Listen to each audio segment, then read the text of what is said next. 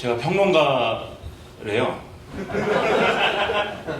평론가라고 하는데 좀 긴밀합니다. 사실 여기 어제 사실 술을 많이 먹었고요. 그래서 아침에 일어나기 힘들었는데 다행히 왔습니다. 다행스럽다는 생각이 들고요. 만약에 펑크를 냈으면 모두가 실망했겠죠? 실망을 했지만 사실 또 재밌는 일이지 않았을까요? 제가 펑크를 내서 사람들이 이렇게 많이 모였는데 저 사람이 안 왔다, 안 온 사람이다. 그것도 나름대로 의미가 있었을 것 같다는 생각이 드는데 여기 와서 뭐 저더러 얘기를 하라고 그래서 그런데 무슨 얘기를 해야 되느냐라고 한 2차례 정도 제가 물었어요. 그랬더니 제대로 대답하지 않았습니다. 네, 아무 얘기나 하면 된다고 해서 아무 얘기라는 게 뭘 얘기하는 건지 약간 긴장한 상태로 왔는데 여기 계신 분들을 보니까 무슨 얘기를 해야 될지 더 잘 모르겠습니다. 일단 저는 평론가라고 지금 써 있는데 사실 뭐 평론가라고 하면 평론가라고 보면 또 평론가겠죠. 지금 직업이 미디어스 기자이고 글을 기자니까 맨날 쓰죠. 맨날 쓰고 제가 우연치 않게 먹고 살려고 하다 보니까 책 이런 것도 조금 남들이 만드는데 숟가락을 얹고 그래서 제 이름으로 되어 있는 공저가 몇 권 있고 뭐 아무튼 그렇기 때문에 아마 평론가라고 부를 수도 있겠죠. 네. 그런데 저는 사실은 운동권입니다. 그래서 뭐 아시는 분들도 있겠지만 저는 이 노동당이 되기 전에 진보신당이라는 약간 불행한 이름의 당일 때 저는 당직자로 일을 했었습니다. 그 당시에는 경기도당에 있다가 창당 직후부터 경기도당 상근을 하다가 2009년에 제가 늦은 나이에 공익근무요원이 돼서 지옥 같은 훈련을 논산훈련소에서 받고 그 이후 2년 동안 구청에서 지방자치단체의 상당 부분의 업무를 익히고 한 것은 아니고 민원 200개 이르는 민원들의 이름을 제가 외워서 그들을 민원인들을 알맞은 부서에 보내는 일을 제가 했고요. 2011년에 돌아왔는데 2011년 11월쯤에 아무튼 공익근무요원이 끝났는데 당은 뭐 두 쪽으로 쪼개져서 한 분들은 뭐 통합진보당으로 가셨고 또 남아 계신 분들은 상당히 암울한 조건 속에서 홍세화 대표님을 모시고 슬픔 속에서 당을 하고 있더라고요. 그래서 저더러 이제 중앙당에 와서 일을 해라라고 하셔서 마침 갈 곳이 없었던 저는 중앙당의 홍보실 국장으로 일을 했습니다. 그때 같이 일했던 분이 앞에서 사진 찍고 계신 박성훈 실장님이고 그걸 하다가 그 다음에는 그 다음에 뭘 했지 내가? 화물연대. 네, 그건 그 전에 한 일이고요. 그 홍보실 국장을 하다가 뭐 어쩌다 보니 또 기획실 국장이 됐습니다. 그래서 기획실 국장이 되어서 또 여러 가지 일을 했는데 2012년에 기획실 국장으로서 했던 가장 슬픈 일은 대선을 치렀어야 했다는 거죠. 그래서 대선에서 뭐 여러분들 중에 뭐 모르시는 분들도 있겠지만 비당원이시면 잘 관심을 두지 않으셔서 모르시는 분들도 일부 계시겠지만 대부분은 아실 겁니다. 그때 무슨 전쟁 치르듯이 한쪽은 김순자 후보를 지지해야 한다고 하고 한쪽은 또 김소연을 지지해야 한다고 하고 뭐 그 난리통에 제가 당직자였습니다. 그래서 매우 슬픈 시기를 저로서는 보내야 했는데 그 대선이 지나고 나서 그 전에 2012년 총선에서 1.14%를 득표하는 바람에 정당 보조금이 끊겼죠. 그래서 저는 돈이 없어서 집안이 어려워서 좀 버티다가 대선 직후에 더 이상 경제적 어려움을 견딜 수가 없어서 이 당을 탈출해서 언론인이 됐습니다. 그런 일들을 해왔는데요. 어쨌든 평론가, 그래서 저는 뭐 당직자를 한 경험에 대해서도 뭐 말하는 것도 좋을 것 같고 아니면 그 전에 뭐 여러 가지 운동권에서 했던 여러 가지 일들을 말하는 것도 좋겠지만 어쨌든 지금 평론가라고 해서 여기 왔으니까 평론가가 할 만한 말을 하는 게 좋겠다는 생각을 지금 막 했고요. 그래서 평론가가 해야 될 말이란 건 뭘까? 그러면 앞에 나오셨던 뭐 여영국 의원님도 다 얘기하셨지만 그런 점들을 좀 생각해보는 시간을 가지면 좋을 것 같아요. 예를 들면 운동권들이 여러 가지 운동을 하자고 하는데 예를 들면 지금 지지하시는 성소수자를 성소수자들의 차별을 반대하는 시민단체가 서울시청에 지금 들어갔죠. 네, 그분들 같으면 어쨌든 그러한 활동을 하는 것을 중요하게 여기실 것이고, 또 어떤 운동권들은 노동조합 활동을 하는 게 대단히 중요하다고 생각합니다. CNM 이 간접고용 노동자들이 전광판 위에 올라가서 있는데, 그러한 노동조합 활동을 통해서 그런 노동자들의 처지를 개선시키는 것이 필요하다, 이런 얘기를 많이 하시죠. 일부 뭐 평화운동을 해야 된다고 주장하시는 분들도 있어요. 네, 그런 여러 가지 분들이 있는데, 하필이면 왜 정당인 거냐, 사실 그 문제를 얘기하지 않을 수가 없습니다. 평론가여도. 네. 하지만 그 문제만 얘기하려면 사실 뭐 평론가로서 말을 하는 것 같지는 않기 때문에, 정당으로서 그러면 어떤 부분에 있어서 우리가 무엇과 싸워야 되고 무엇을 해야 되느냐, 이 문제도 평론가적 관점에서, 네, 국회의원의 관점이나 활동가의 관점이 아니라, 네, 평론가의 관점에서 얘기를 해야 될 것 같아요. 그래서 그렇게 얘기를 하겠습니다. 지금 이렇게 떠드느라고 10분을 벌써 때웠죠. 훌륭한 일인 것 같아요. 일단 제가 당직을 했던 경험들을 말씀드렸는데, 사실 그전에도 저는 운동권으로서 덤프연대라는 조직에 있었습니다. 네, 덤프연대. 사실 당을 해야겠다라고 마음을 먹은 거는 2002년에 노무현 대통령 당선된 그 대선 직후에 이제는 진보정당의 시대인 것 같다라고 생각을 해서 민주노동당에 입당을 하는 걸로 사실 당을 해야겠다는 마음을 먹었어요. 근데 그때는 사실 뭐 왜 당을 해야 되는 그런 뭐 생각은 전혀 뭐 하지 못하고, 그냥 네, 진보정당이 잘 되면 좋겠지, 뭐 그 정도의 생각만 갖고 입당을 했습니다. 특히 그 당시에 저는 인터넷을 열심히 했는데, 인터넷 게시판에서 네, 진중권이라는 선생님이 너무 열심히 싸우길래, 소위 말하는 NL 활동가들과 열심히 싸우길래, 나도 가서 민주노동당에 있는 NL 활동가들하고 싸워야겠다, 나도 싸워야 되겠다. 그래서 막 저도 갔고요.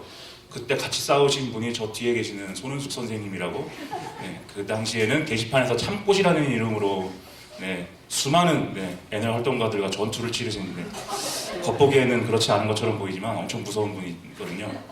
그걸 뭐 하는 것 외에 별 생각이 없었어요, 사실.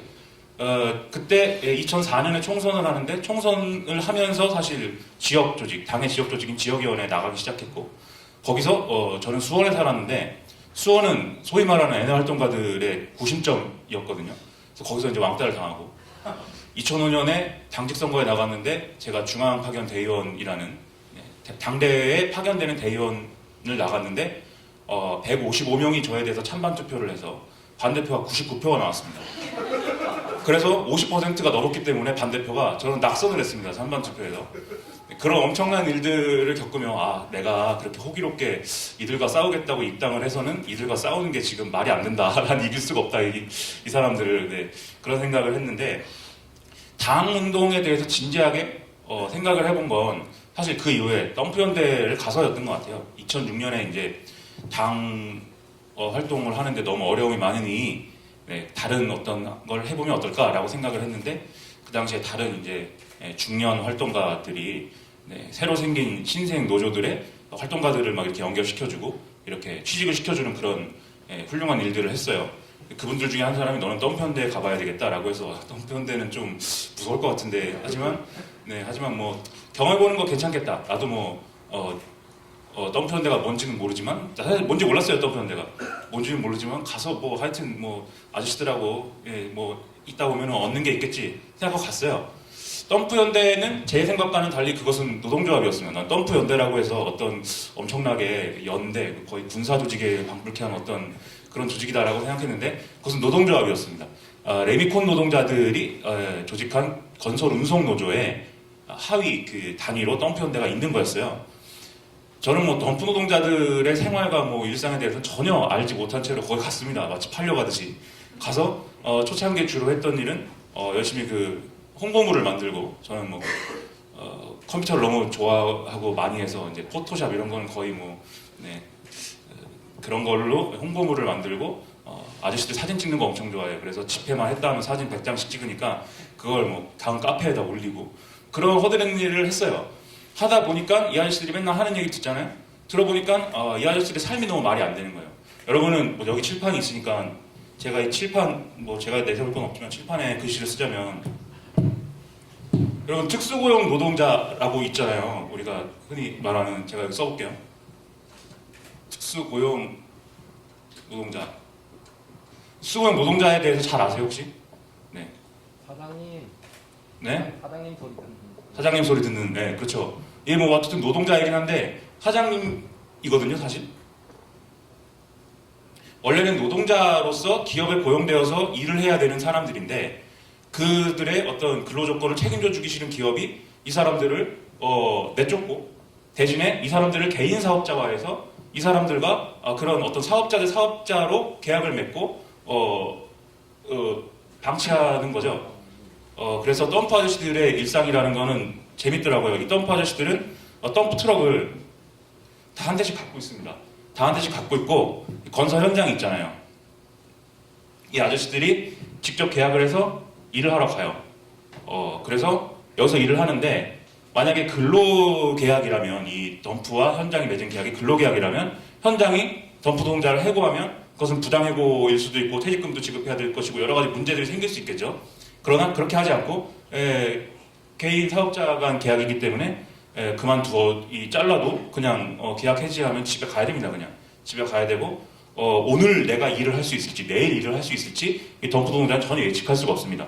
오늘 현장에서 오라고 하면 가는 거고 오지 말라고 하면 안 가는 거고 모든 하여튼 뭐 그런 식으로 일을 하고 있고 30일 한 달 30일 중에 이 현장에 있는 날이 뭐 비 오는 날도 있고 뭐 여기서 안 부르는 날도 있고 뭐 여러 가지가 있어요. 한 뭐 10일에서 15일밖에 안 돼요. 그래서 이 버리기도 시원치 않고 덤프 트럭에 들어가야 될 유지비가 되게 많겠죠. 타이어도 바꿔야 되고 기름도 넣어야 되고 뭐 고장나면 수리도 해야 되고 다 이 덤프 노동자가 합니다. 대신에 뭐 현장에서 하루에 주는 돈이 뭐 우리가 흔히 생각하는 노동자의 일당보다는 많죠. 이걸 다 유지비를 덤프 노동자 감당해야 되니까. 이 특수고용 노동을 하시는 분들이었고 생각해보니까 내가 특수고용 노동자들이 조직한 노동조합에 갔던 거였어요. 저는 가면서는 몰랐죠. 가고 나서 알았습니다. 아, 내가 특수고용 노동자에 노동조합에 갔구나. 근데 이 덤프 아저씨들은 사실 자신들이 특수고용 노동자고 이러한 그게 불합리한 어떤 그 조건들이다라는 걸 잘 몰라요. 잘 모르고 자기들이 그냥 그런 생활을 하고 있는 게 자신들의 어떤 운명이다. 내가 더 현장을 다른 현장을 막 3개씩 찾고 여기도 갔다가 하루에 막 10탕씩 뛰어서 한 탕에 얼마 이렇게 주니까 10탕씩 뛰어갖고 내가 하루에 잠을 4시간 자더라도 10탕씩 뛰면 내가 돈 많이 벌 수 있지 이런 생각으로 이걸 뭐 엄청 열심히 합니다. 그거 외에는 사실 별 신경을 안 써요. 근데 그 당시에 저 같은 운동권들이 노동조합에서 주장했던 거는 이 특수고용 노동자는 노동자이기 때문에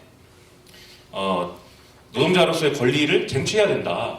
노동자로서 어떤 가져야 될 기본권들을 쟁취해야 된다. 덤프 아저씨들 거기에 관심을 안 가지면 안 됩니다. 이렇게 얘기를 해줘요.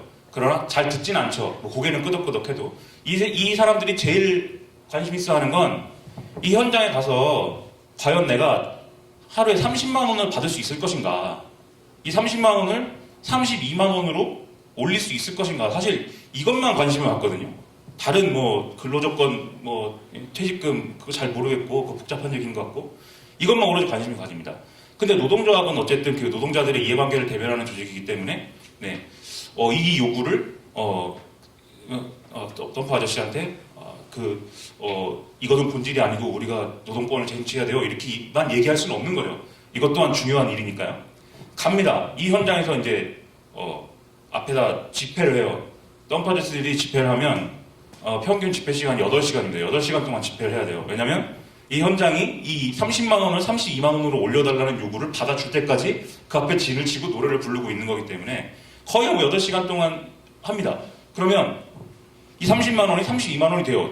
덤프 아저씨들이 막 때로 몰려와서 이 현장에서 일하는 덤프는 한 10대밖에 없는데 막 한 200명이 와서 막 노래를 하니까 그럼 30만 원, 32만 원 하루에 일당 32만 원으로 올려줘요. 그러면 덤프 아저씨들 엄청 기분이 좋죠. 그리고 소문이 나죠. 야, 덤프 현대 가입하면은 30만 원이 아니고 32만 원을 받을 수가 있어. 조직도 듣습니다. 나중에는 덤프 현대 가입하지 않은 차는 이 덤프 현대가 막 부수고 다니죠. 너희들은 일을 할 자격이 없다. 덤프 현대 가입해서 조합비를 내고 너희들은 32만 원을 받아야 된다. 부수고 다닙니다. 이게 재밌는 게 현장과 덤프가 계약할 때는 이 현장 입장에서는 어떻겠어요? 덤프현대가 와서 32만 원을 요구하는데 내가 덤프현대 소속이 아닌 차를 쓰면 그 차는 30만 원만 받고도 일을 하겠다고 해요.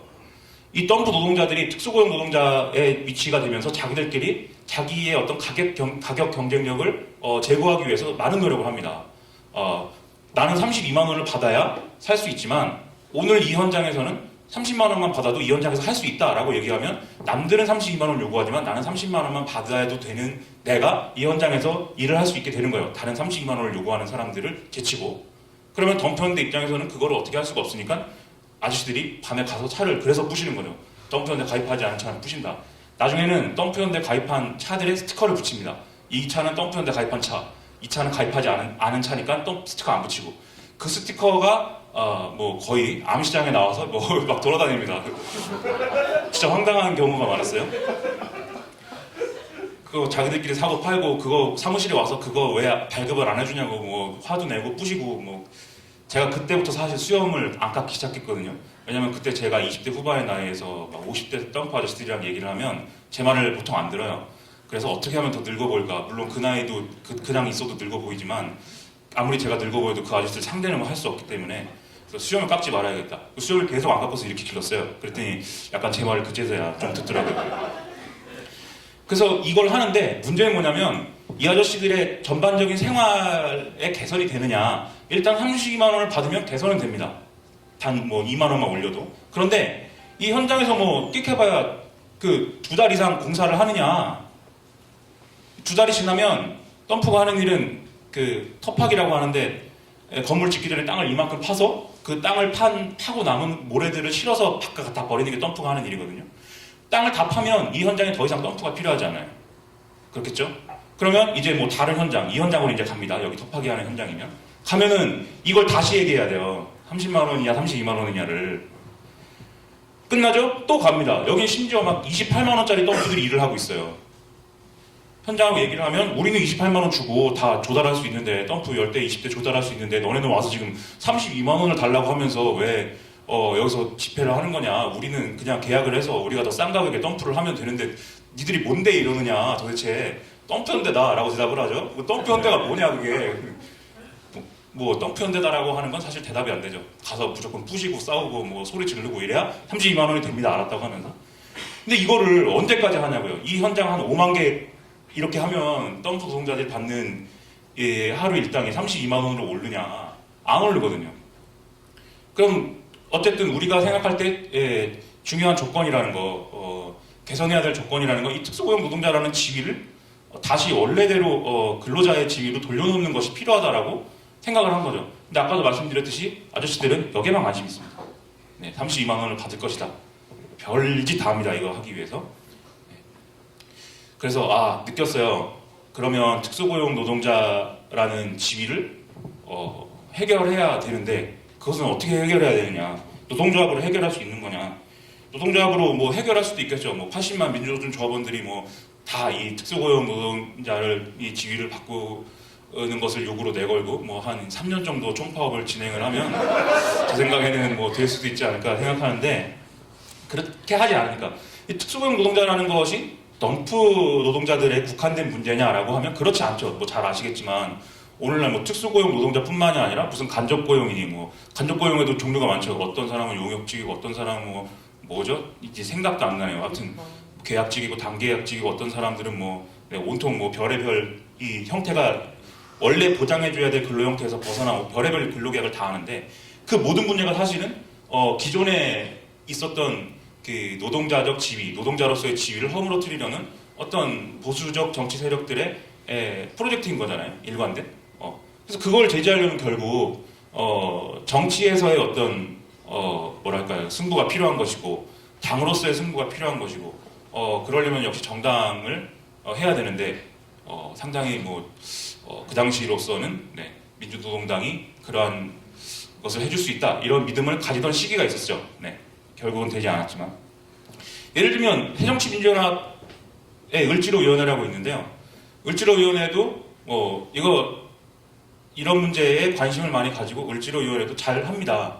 네, 을지로위원회도 예를 들면 덤프 아저씨들이 이런 어려움을 겪고 있다고 하면 을지로위원회 제가 요새 볼 때는 거의 새정치민주연합의 암행어사거든요. 그래서 거의 을지로위원회 출두하면 뭐 여기 뭐 현장은 뭐 다 나와서 뭐 왜 그러시냐고 그러고 의원님들 와셔갖고 오셔가지고 네 저희가 뭘 잘못했냐고 그러고 뭐 그렇게 해서 문제가 해결이 되는 경우도 많아요. 근데 당으로서 그 사회정치민주연합이 당의 입장으로 이 특수고용 노동자라는 어떤 직을 일반적인 형태의 근로자로 바꿔야 된다. 즉 어떤 정규직 고용을 일반화된 정규직 고용을 적용해야 된다. 이렇게 얘기할 수 있느냐? 아니거든요. 새정치민주연합한테 물어보면 의원마다 얘기가 다르죠. 비정규직은 뭐 장기적으로 철폐돼야 되죠. 하지만 지금 있는데 뭐 그것부터 좀 뭐 처우 개선을 해야 되지 않을까요? 뭐 이런 대답이라도 하면 그 사람은 현명한 사람입니다. 전태일 열사의 동생인 전순옥 씨가 지금 새정치민주연합 의원이죠. 전태일 열사의 주기가 돌아와서 그분을 라디오 인터뷰를 했어요. 뭐 라디오에서 뭐 매년 합니다. 연례 행사처럼. 근데 그분이 뭐라 그랬냐면 비정규직 노동이 있는 건 뭐 지금 자본주의 사회에서는 불가피한 거 아니냐.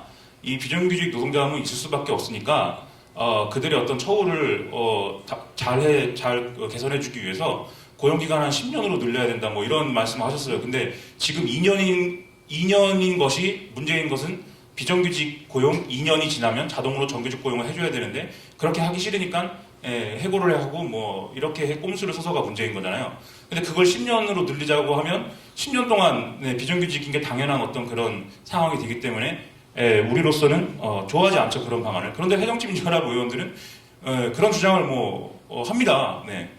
그래서 당으로서 이런 것을 내걸 수 없는 어떤 정당이 뭐 어떤 부분마다 부분적으로 이런 문제를 해결해 줄 수는 있겠지만 근본적인 문제 해결을 해주지 못한다. 그러므로 결국은 진보정당 운동이 필요한 것이다. 저는 이제 그렇게 생각을 했죠. 그래서 똥편대를 나와서 민주노동당 강남구위원회라는 데 취직을 했습니다. 그 당시에 위원장이 여러분이 아시는지 모르겠는데 앞에 책 팔고 있는 레드북스라고 있잖아요. 그 레드북스를 운영하고 있는 사람 중 하나인 김현우 사장님인데 그분이 위원장을 하시고 제가 이제 그 당시에 사무차장으로 또 온갖 허드렛 일을 하면서 여러 가지 활약을 했어요. 그분은 악기 연주를 하는 걸 너무 좋아해가지고 트럼펫도 불고 기타도 치고 뭐 내려왔나 지금? 네. 한 뭐 여러 이랜드 그때 파업 투쟁할 때 너무 많이 사람들이 있는데 거기서 기타를 치고 노래를 불렀는데 너무 안 좋아하시더라고요. 너무 천천히 불러서 불납이라는 노래였는데 그 노래 너무 천천히 불러서 장송곡처럼 돼가지고 너무 안 좋아하시더라고요. 아무튼 그래서 저는 그 특수고용 노동자들의 어떤 생활을 보면서 정당운동이 중요하고 정당운동을 해야 된다고 생각하게 됐다. 이런 말씀을 이제 드린 겁니다. 네. 정당운동을 해야 된다라고 해서 정당운동을 하려고 저는 또 열심히 노력을 했어요. 네. 기존에 어떤 민주노동당 때도 했지만 그 민주노동당에서 분당을 겪고 진보신당으로 오고 이런 일련의 과정들에서 저는 하여튼 저 나름대로는 열심히 했다고 생각합니다. 하지만 성과가 나지 않았어요.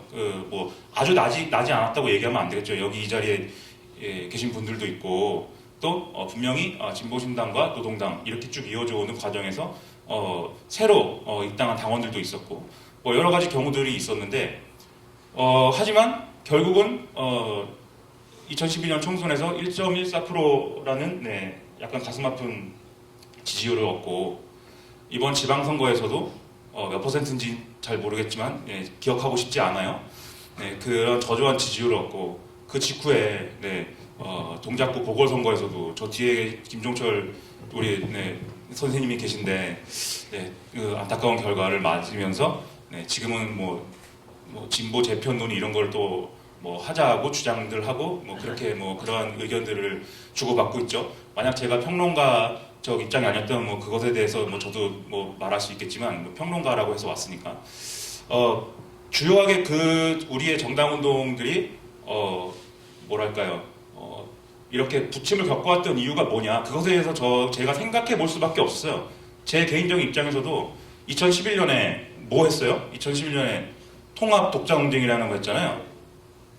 아시는 분도 있고 모르시는 분도 있을 텐데 통합 독자 논쟁이라는 건 진보 정당을 하나로 합치자, 진보 정당들이 나눠져 있으니까 하나로 합치자라고 하는 주장하시는 분들이 있었고, 그 다음에 아니다, 우리는 독자적인 형태의 진보 정당을 계속 운동을 이어나가야 된다. 통합론이다라고 주장하신 분들이 이 독자론에 서셨고, 이 통합론에 동의하셨던 분들의 대다수 일부는 뭐 당의 결정을 존중하여 남아 계신 분들도 있지만 상당 부분들이 통합진보당으로 갔고, 이 통합진보당은 그해 총선에서 엄청난 성과를 거두어 몇 석이죠? 뭐 잊어버렸어요. 평론가로 하다 보니까 숫자에 약해지더라고요. 뭐 열 몇 석입니다. 뭐 열 몇 석이야. 아무튼 상당한 성과를 얻었어요.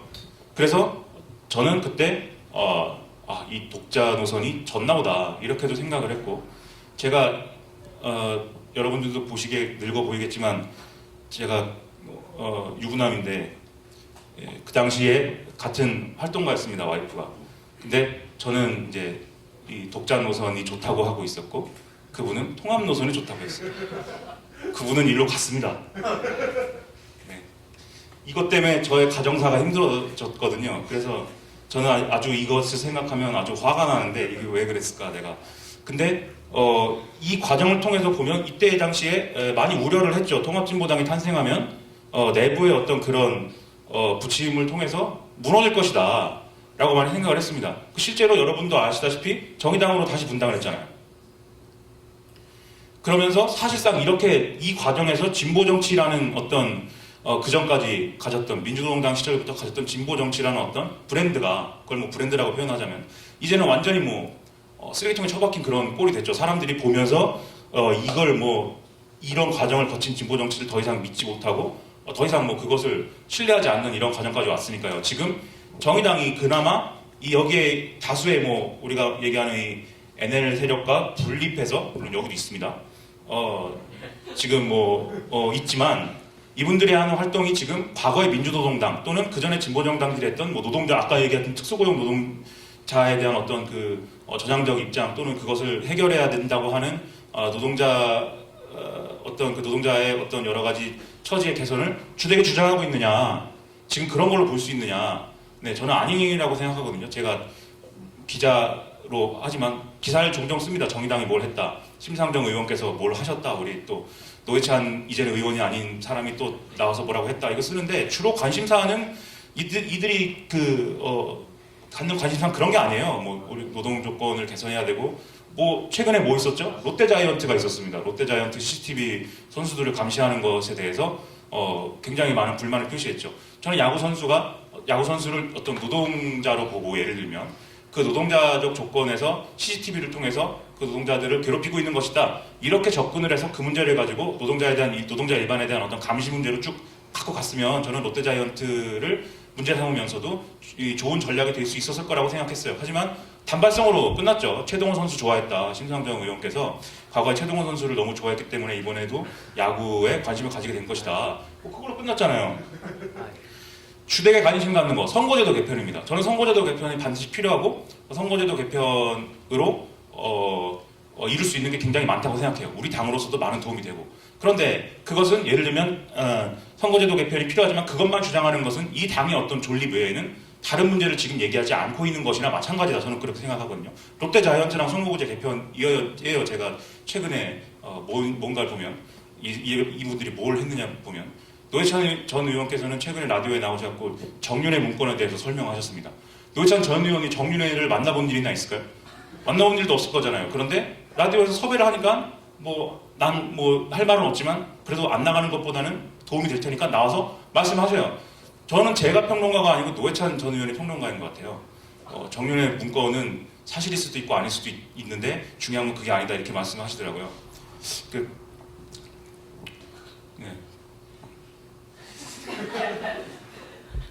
감정은 없습니다. 네, 노회찬 의원한테 감정이 있어서 드리는 말씀이 아니라 전혀. 이런 과정들이 왜 일어났느냐, 저는 우리가 진보 정당의 어떤 노선으로서 정치 평론가 입장에서 우리가 지금 잃어버리고 있는 게 있다라고 생각을 해요. 뭐냐면 이 방금 얘기했던 이 독자 통합 논쟁, 그다음에 통합진보당의 뭐 분당, 그죠?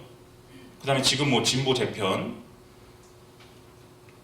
다 우리의 조건만 얘기합니다. 우리가 놓여 있는 조건만 얘기합니다. 우리의 조건, 이 진보 정당의 조건, 우리가 놓여져 있는 조건, 이 조건이 너무 힘들어서 또는 이 조건이 잘못돼서 우리를 어떻게 해보자라는 논의예요, 보통. 그런데 이것에 대해서 우리를 지지해줘야 하는, 그리고 우리의 어떤 그 정치 활동에 어떤 밑거름이 되어줘야 돼. 지금 우리 당이 제대로 대변하지 못하고 있는 이 노동계급의 구성원들은 관심이 있냐고요. 그 관심이 없을 거잖아요. 물론 저는 지대한 관심이 있지만. 그리고 이러한 것을 반복함으로 인해서 생겨난 어떤 동력의 소실들이 메꿔지지 않잖아요.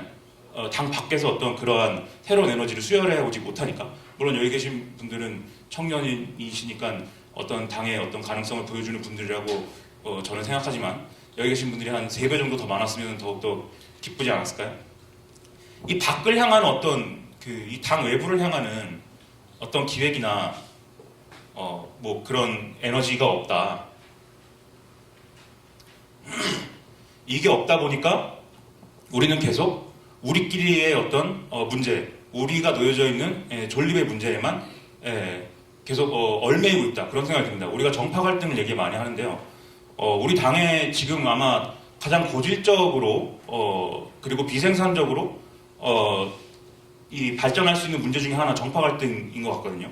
노골적으로 얘기하면 과거에 진보신당, 민주노동당의 분당으로부터 시작해서 진보신당으로 쭉 이어져 온 이 그룹과 이후에 2012년에 사회당 운동을 하시다가 결합하신 분들의 어떤 갈등, 그 갈등의 원인을 얘기하면 뭐 한두 끝도 없는 거니까. 하지만 그 갈등이라는 건 존재하죠.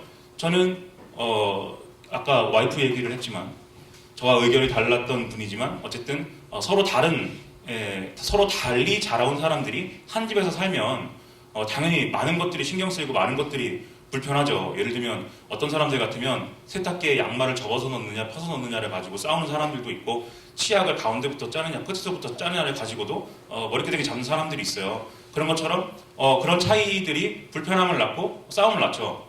그런 게 만약에 노선의 갈등이고 노선의 어떤 뭐 그런 문제를 해결해야 된다고 뭐 누군가 얘기한다면 그건 당연히 뭐 해결 봐야 되는 문제라고 생각하지만, 그 위에 아무것도 전망이 없고 기획이 없는 그런 상황들은 계속 그러한 차이에 집중하게 만드는 조건들을 계속 재생산하고 있는 거다. 즉 비생산적인 방식으로만 우리가 당 활동을 하게 만드는 것이다. 저는 그런 생각을 합니다. 예를 들면 당 외에 어떤 현안이 있을 때 지금 노동당이 이 현안에 대해서 어떤 선제적인 입장을 가지고 당운동을 하고 있느냐. 예를 들면 박원순 시장께서 서울 시민인권헌장을 헌시장 내버리시고 동성애를 지지하지 않는다고 그 목사님들 있는 데서 그렇게 사과를 하시고, 이 문제에 대해서 우리가 우리 입장을 갖고 어떻게 접근하고 있느냐, 논평 몇 개 내고 말 일이냐. 물론 오늘 점거하러 갔습니다, 서울시청에. 그 점거하러 간 건 상당히 좋은 것 같아요. 점거는 좋은 겁니다. 그런 게 없는 거죠. 저는 그래서 이것이 우리의 가장 큰 문제라고 생각하고요. 그러면 이 당의 외부를 향한 어떤 사업들의 기획에서 우리가 봐야 될 게 뭐냐라는 것을 말씀을 드려야 되겠어요. 평론가니까요. 평론가는 다양한 걸 알고 다양한 걸 얘기해야 되니까, 저는 이것을 할 때 가장 우리가 명심해야 될 것이, 우리가 하고 싶은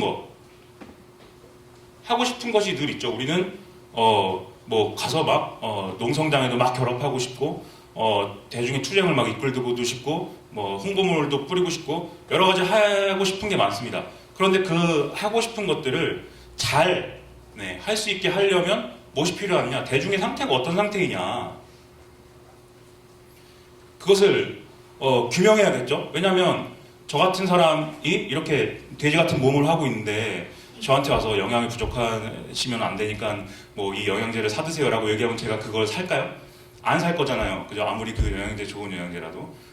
오히려 저한테 와서 당신이 이렇게 돼지인 이유는 영양이 부족해서이다. 이 특정 영양소가 부족해서 당신이 식욕이 배가 되어서 이렇게 많이 먹어갖고 돼지가 된 것이니 이 영양제를 보충하여서 당신의 식욕을 억제해야 한다. 뭐 이렇게 얘기하면 말이 되겠죠. 대중의 상태를 고려하는 어떤 그런 당 외부를 향한 사업 계획이 있어야 되는데, 이 대중의 상태에 대해서 알려면 우리가 지금 우리 특히 젊은 세대를 억누르고 있는 시대 정신이라는 게 무엇이냐에 대해서도 한번 생각을 해봐야 된다고 생각합니다. 저 평론가니까요. 어느 시대든 그 시대의 젊은이들을 아우르는 시대 정신이라는 게 좀 있는 것 같아요. 그런데 제가 과거에 뭐 그 청년이지 않았기 때문에 과거의 시대 정신은 제가 그렇게까지 잘 모르겠는데 우리가 소위 신자유주의의 세상에 살고 있다고들 하잖아요. 뭐 자본주의가 심화돼서 뭐 그렇게 됐는데 자본주의는 우리 서로의 어떤 경쟁을 부추기고 뭐 경쟁을 부추긴대요. 똑똑한 사람들이 하는 말을 드리면 이 경쟁을 부추기고 이 무한 경쟁의 과정에서 탈락한 사람들은 전혀 배려하지 않는 이런 체계를 우리가 신자유주의라고 부르잖아요. 그렇죠?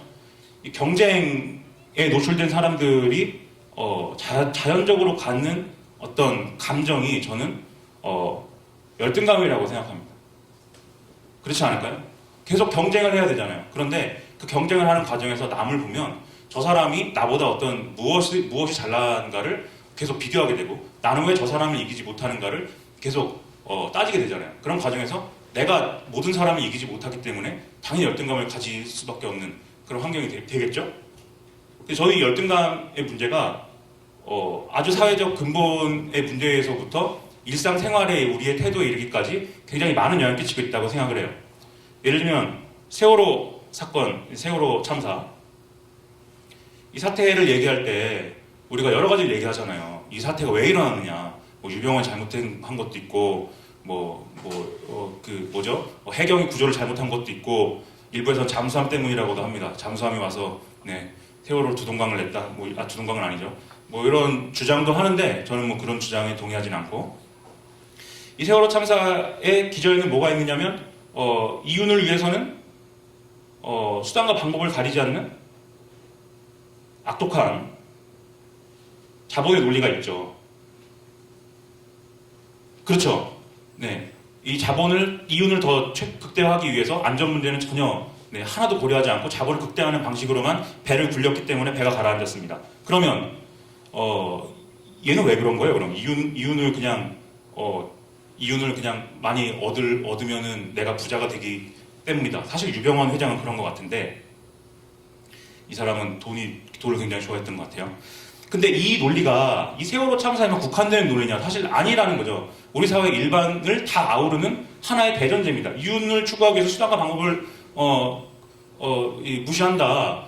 노동자들이 하루에 4시간만 자더라도 우리가 이윤을 얻기 위해서는 너네는 열심히 일해야 된다라고 하는 계속 그런 반복된 어떤 그런 것들이 있는 거죠. 이 조건이 어디서 재생산된 것이로 저는 생각하냐면 박정희 시대에 국가주도 수출 중심 자본주의라고 하잖아요. 이때도 똑같이 얘기했어요. 우리가 못 사는 나라니까 선진국이 되기 위해서는 여러분들이 열심히 일을 해서 이 선진국들 따라잡아야 됩니다. 선진국을 따라잡기 위해서 했습니다. 이 세월호는 배잖아요. 그 당시 해운 산업을 이 박정희 시대에 해운 산업을 엄청나게 푸시를 합니다. 이 해운 산업을 키워서 어떤 경제 성장을 이루겠다. 근데 그때 해운 산업을 박정희 이 정권이 다른 어떤 사람들이 흔히 얘기하는 시장의 원리에 따라서 그렇게 하지 않았기 때문에 특정 분야만 비대해지고 그 비대해진 어떤 배들을 가지고 정부와 결탁을 하고 이 배를 가지고 지금은 파생 상품도 만들어요. 지금 박근혜 대통령께서 해운 산업을 키우기 위해서 이 금융까지 돈을 더 잘 꺼주는 것까지 해야 된다고 보거든요. 지금 조선소는 어렵다고 하고 여러 가지 조선 산업이 어렵다고 하니까 이 세월호 참사에서 우리가 얘기하는 지금 다 나가버렸습니다. 너무 횡설수설했나봐요. 제가 너무 평론가 입장에 열중하다 보니까 세월호 참사에서 보여준 국가가 잘 이 배를 관리하지 못했다. 이 요소들 다 여기서 왔습니다. 제가 보기에는 이것은 제가 얘기하니 다 나가버려가지고 길게 설명하면 안 될 것 같고 시간도 없고 어차피 대전제가 우리의 어떤 모든 생활을 지배하고 있다. 그래서 우리를 열등감을 느끼게 합니다. 계속 열등감을 느낀 우리는 어떻게 하죠? 제가 저기 계신 분보다 너무 싼 옷을 입고 있어서 열등감을 너무 느껴요. 그러면 좋은 옷을 사죠. 이 열등감이 우리를 소비자로 만듭니다. 그래서 이 열등감을 극복하기 위해 소비를 하죠. 그리고 이 소비를 함으로써 우리는 그 열등감을 극복할 수 있는 뭘 갖추지만 영원히 열등감 완전히 극복할 수 없어요. 왜? 우리는 1% 기득권이 될 수가 없는데 이 1% 기득권에 비해서는 우리 계속 열등감을 느껴야만 하잖아요. 우리는 뭐 영원히 소비하지만 여기에 근접할 수 있는 이런 운명 속에서 벗어나지 못합니다. 이 과정에서 무엇이 탄생하느냐라고 제가 생각하냐면요. 냉소주의가 탄생한다고 생각합니다. 그렇잖아요. 뭐 이거 안 되는 거, 우리 1% 못 들어가는 거, 내가 이렇게 열등감을 느끼지만 해소가 안 되는 거, 에이! 라고 하면서 이 상황 자체를 냉소하게 되는 거죠. 그렇지 않을까요? 냉소주의를 느끼지 않으세요? 저 냉소주의의 거의 화신과 같은 사람이라고 저는 생각하는데 네. 인터넷 공간에서 가장 많이 보이는 두 양태라고 생각해요. 열등감과 냉소주의가. 그렇다고 생각하지 않으세요? 우리가 일배 이런 거 많이 얘기하는데 일배가 저 일배 좀 봤어요. 궁금해서. 그리고 맨 처음 생길 때도 거기에 디스인사이드에서 잘린 게시물들이 거기에 있다고 해서 그걸 찾아보러 많이 갔거든요. 얘들이 하는 얘기 맨날 뭐 전라도가 어쨌네, 뭐 김치녀가 어쨌네, 뭐 하잖아요. 또 뭐 있지? 뭐 하나 더 있는데? 네, 노무현. 무슨 어디 호두과자 가게가 고노무 무슨 호두과자를 만들어갖고 최근에 네. 애들이 이 반복해서 이 코드를 재생산하는 것에 기저에도 열등감과 냉소주의가 있다고 생각합니다. 이를테면 이 사람들의 입장에서 소위 민주화 세력이 이 그동안 박정희 시대 때부터 이 국가를 건설해온 이 보수 세력이 이뤄놓은 역사 위에 무임승차를 해서는 자기들이 이런 뭐 대의 뭐 이런 걸로 무슨 대의가 있죠. 민주화라는 대의 뭐 이런 걸로 사기를 쳐갖고는 자기들이 민주화 세력이 실질적으로 인민들의 조건을 개선시켜 준 것도 없으면서 이 대의로 사기를 쳐서는 우리를 속여서 자기들의 이득을 취했다라는 게 기본 그거죠. 논리 구조죠.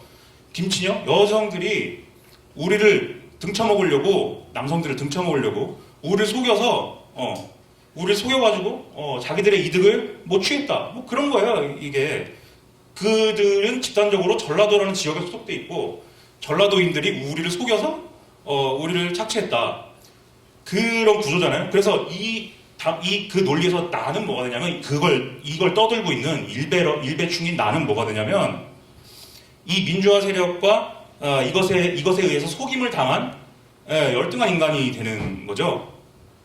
얘들이 자기들은 잘났다고 너무 세게 주장을 하잖아요. 막 학위를 까고 뭐 나 어느 대학교에 다닌다고 하고 뭐 그런 거 있잖아요. 왜 그러겠어요? 그러고 싶으세요 혹시? 여기 뭐 인터넷에 내가 어느 대학교 나왔다고 뭐 주장하고 싶으신 분 계세요?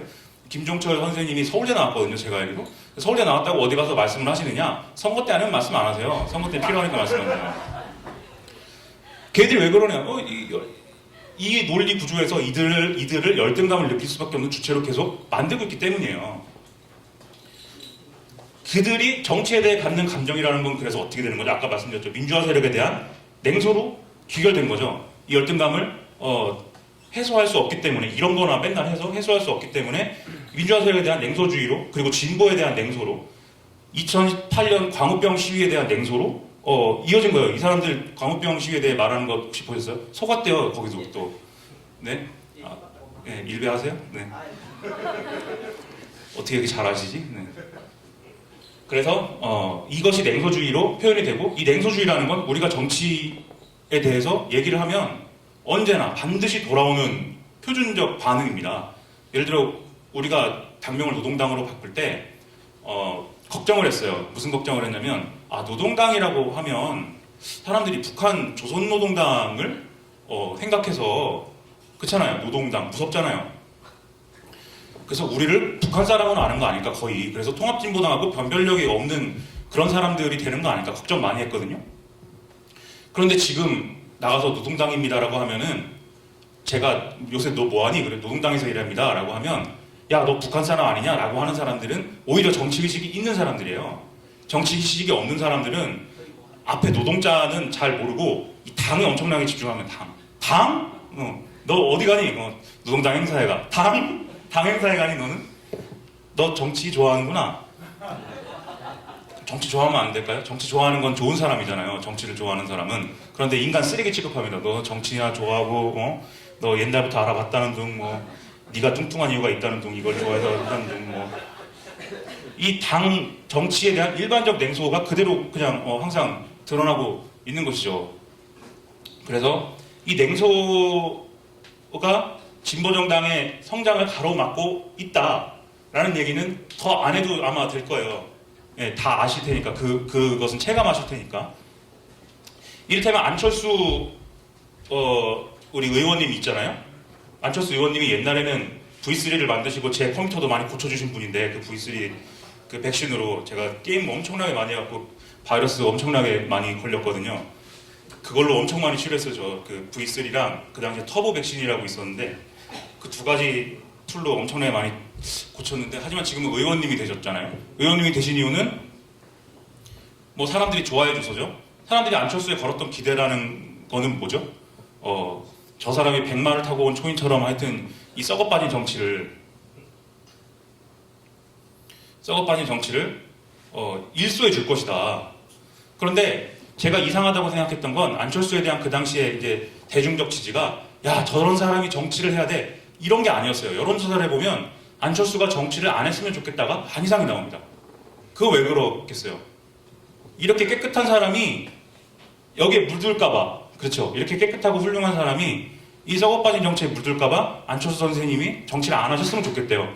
그럼에도 불구하고 대선에 나오면 찍기는 하겠지만 이 과거에 노무현 대통령과는 다르죠. 노무현 대통령은 사람들이 굉장히 적극적으로 저 사람이 대통령이 됐으면 좋겠다라고 생각을 했고 대통령이 되면 저 사람이 변절할 거야 뭐 이런 생각을 하는 사람은 저 외에 몇 명 없었습니다. 그런 주장을 하는 사람. 근데 그거와는 완전히 다른 양상으로 이 정치적 냉소주의 계속 비대해지고 있다. 그리고 이 정치적 냉소주의가 반복해서 재생산되는 이유 중에 하나 사실 진보정당의 책임도 있는 거죠. 사람들이 이 민주화 세력에 대해서 어떤 그런 민주화 세력이 주도한 정권에서 고통을 받았을 때 진보정당의 대안을 제출하고 정치적 대안을 만들고 여러분 저분들은 대안이 아니니 이제 우리를 지지하십시오라고 말할 수 있었다면 사람들이 냉소주의자가 되는 게 아니라 그러면 진보정당을 지지해야겠다 뭐 이렇게 될 가능성이 있었겠죠. 하지만 그렇게 하지 못했습니다. 그렇게 하지 못해서 사람들은 냉소주의에 더 많이 빠지게 됐고 그것의 어떤 아이콘으로서 안철수 의원이 등장을 한 것이죠. 그런데 안철수 의원 요새 뭐 잘 나가나요? 요새 거의 잊혀졌어요. 네, 이렇게 순식간에 또 잊혀지는 건 또 처음 봅니다. 순식간에 잊혀져서는 요즘에 돌아다니면서 자기의 옛날 동료들을 다시 오고 있다고 하거든요. 다시 한번 그 행보를 하셔야 되니까. 하지만 이미 박원순에 의해서 대체가 된 것 같아요. 네. 박원순 시장이 잘 될까요, 근데? 네.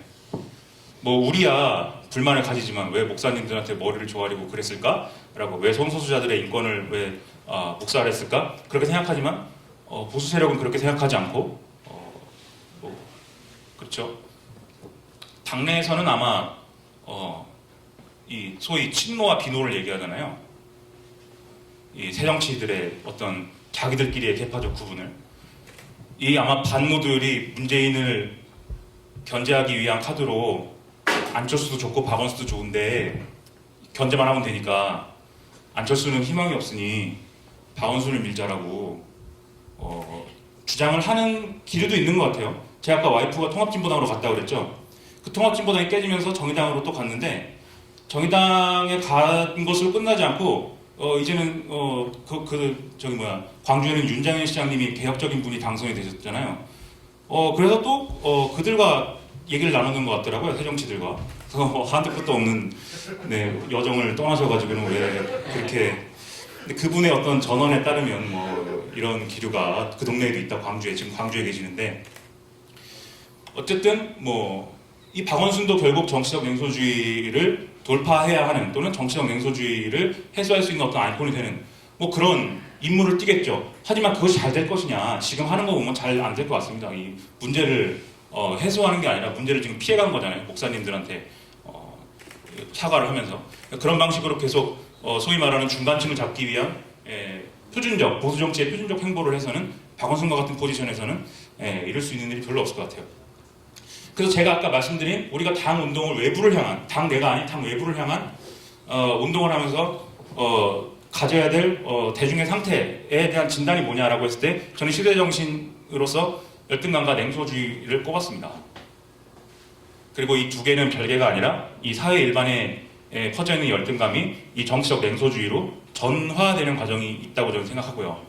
전화가 어려운 말이죠. 이 폰은 아니고 한자가 전화 바뀐다는 뜻인가 봐요. 네, 바뀐다는 뜻인데 그거 어려운 과거 운동권 서적에 있던 용어를 제가 그냥 차용했는데 이 과정이 있다고 생각합니다. 그러면 우리가 진보정당 운동을 하기 위해서는 반드시 넘어야 될 이 벽이라고 생각하는데 이걸 넘지 않으면 아까 얘기한 것처럼 안철수에 대한 지지, 박원순에 대한 지지 그리고 그 지지가 순식간에 공중으로 후공으로 흩어져서 대중들은 다시 정치적 냉소주의로 돌아가는 냉소주의자로 돌아가는 부동층이 막 40%에 이르는 그런 상황이 반복해서 이루어진다는 것이죠. 이걸 어떻게 넘을 거냐? 평론가는 이거 어떻게 넘을까는 모릅니다. 평론가는 전혀 모르고요. 이거 어떻게 넘을지 전혀 모르고. 다만 저는 한 가지 방법론의 차원에서는 어떤 생각을 하는 방법론의 차원에서는 평론가답게 얘기를 할 수 있을 것 같아요.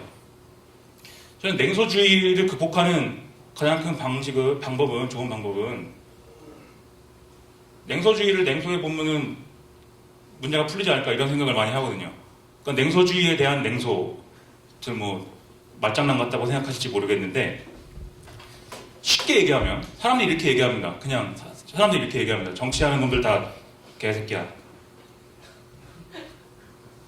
정치하는 개가 있어요. 정치하는 개가 있다. 이게 정치적 냉소주의의 주요한 판본이죠. 이 정치하는 사람은 개. 그 개와 나는 다른 나는 인간, 그는 개. 그러면 이 정치적 냉소주의에 편승하는 방법은 1. 맞아. 개들은 개야. 진보정당 개가 아니야. 이게 우리의 주요한 그 전략 중에 하나였다고 봐요. 우리는 깨끗한 세력이고 우리는 유능한 세력이고 유능합니까? 우리가 하면 잘할 수 있고 이렇게 선전해 왔던 거. 근데 두 번째 이 냉소주의를 냉소하는 이 두 번째 방식이라고 저는 생각하는데요.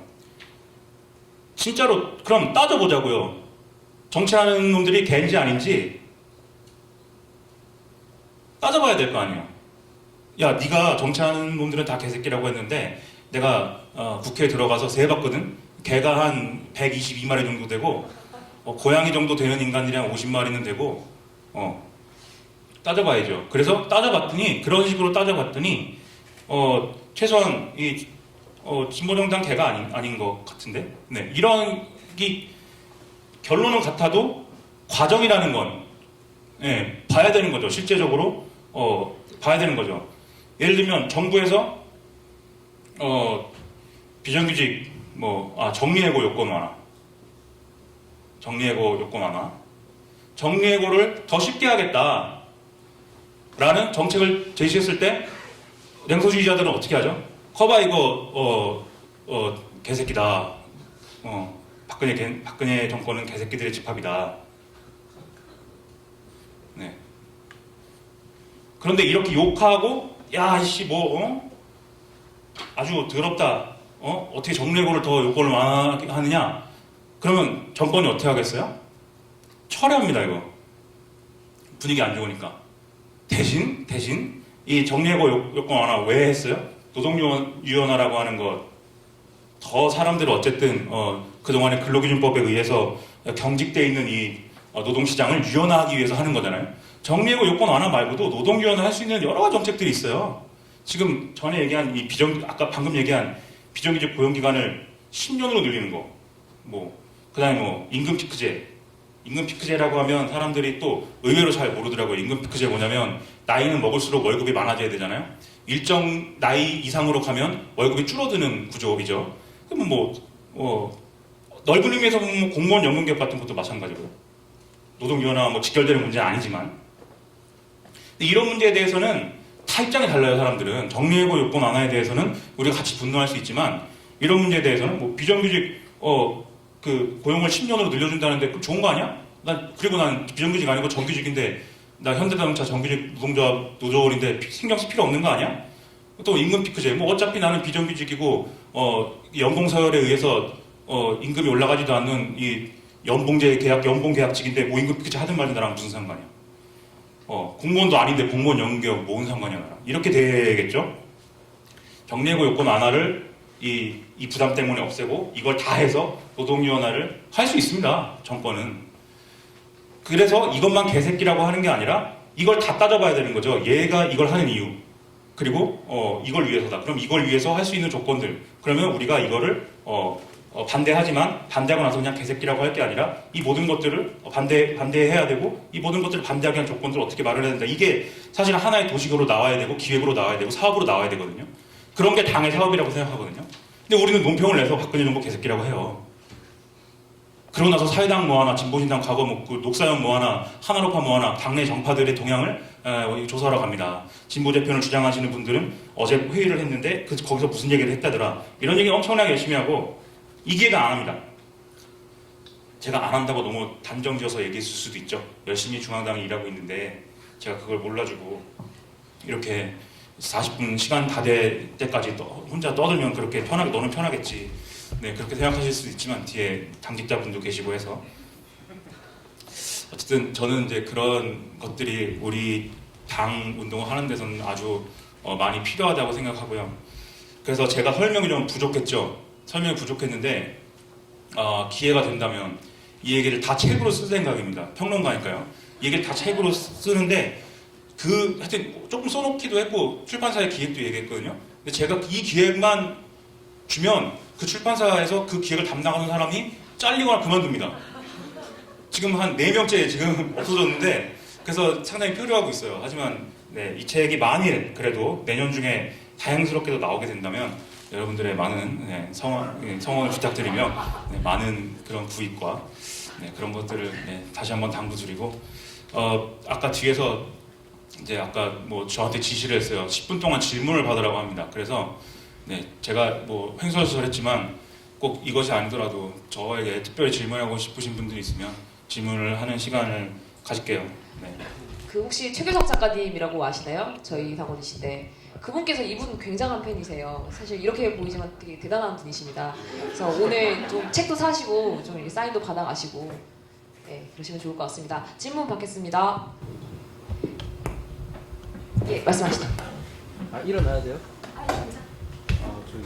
아까 현대 시대 정신이 열등감과 냉소주의라고 하셨잖아요. 네. 그 점에 대해서 그러면 그걸 구체적으로 냉소를 풀라고 하셨는데 제가 많이 다른 책들을 보면 자기 자신이 진짜로 원하는 게 뭔지 그냥 자기 있는 그대로의 자신을 사랑할 수 있도록 그걸 봐야 된다고 느껴지는데요. 네. 그럼 지금 뭐 이 시대에 사람들이 억누르는 게 불안감도 있는 것 같고 그런 것들에 대해서 곁을 만들어 나가야 된다. 그리고 자기 자신이 진짜로 좋아하는 게 뭔지 그리고 자기 자신이 진짜 매력이 뭔지 이런 걸 해야 된다는 얘기를 많이 듣고 저도 공감하고 있는데 작가님은 기자님이라고 했습니다. 네, 좀 정체가 불분명하죠. 작가인지 기자인지 뭐 평론가인지 운동권인지 뭔지. 동아 예술인이라고 그랬습니다. 어떻게 느끼시는지 그런 느낌을 그 개인의 어떤 그런 존재감을 네. 스스로 그러니까 열등감과 냉소주의는 결국 자기 존중감이 없는 걸로 느껴지거든요. 그렇죠. 근데 개인의 차원에서 저는 그것을 슬기롭게 풀어야 된다고 생각하고요. 거기서 푼다는 건 뭐냐면 남과 비교하는 게 아니라 남은 저렇게 잘났는데 뭐 나는 그렇지 않아를 얘기하는 게 아니라 그래 내가 못났지만 내가 그래도 노동계급의 일원이다. 내가 이 사회를 바꿀 것이다. 네.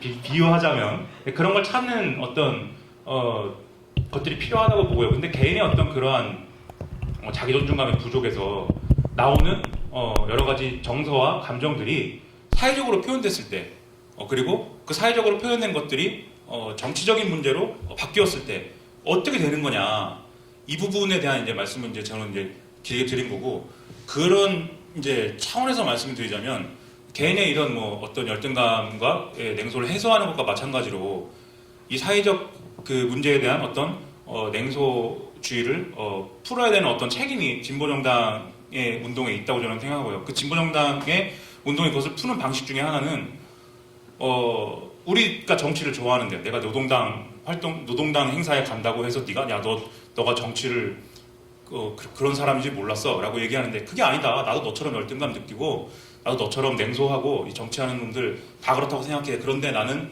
당을 하는 거야.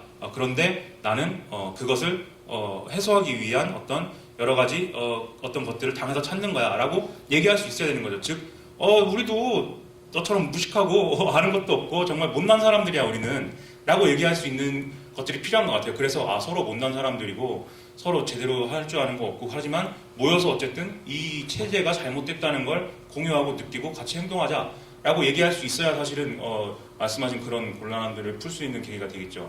저는 그렇게 생각합니다. 답변이 됐나요? 아니, 그렇게 풀어야 된다는 답변이 조금 부족한데. 네.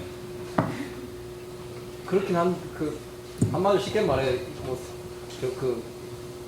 사회가 다 루저라고 말을 많이 하는데 잉여 같은 문제를 루저라고 하는데 그게 무슨 그냥 하지 말아야 된다. 일부러 이렇게 대화를 해서 어울려야 된다. 그렇게 말을 그렇게 대화를 해서 어울린다기보다도 다르지 않다.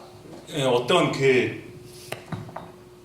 또 칠판이 필요한 것 같은데 어떤 인식이 바뀌어야 된다는 것이고 그 인식이 바뀌는 과정은 같이 노력할 수밖에 없다는 얘기를 하는 건데 예를 들면 그런 우스개가 있어요.